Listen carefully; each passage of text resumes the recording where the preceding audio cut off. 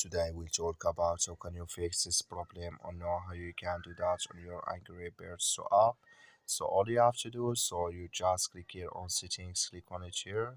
When you just click on settings, it's going to show for you a list like this here. So then you go down, just keep going down here. Then you click here on apps. So then you come to apps list here and there you're looking for Angry Birds app or just click on search.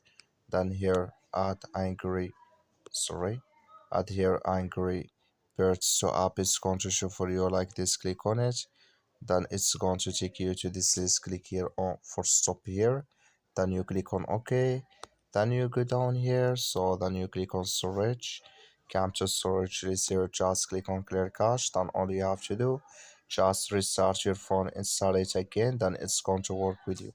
That's all you have to do. Thank you for watching. Don't forget to support us by liking, subscribe.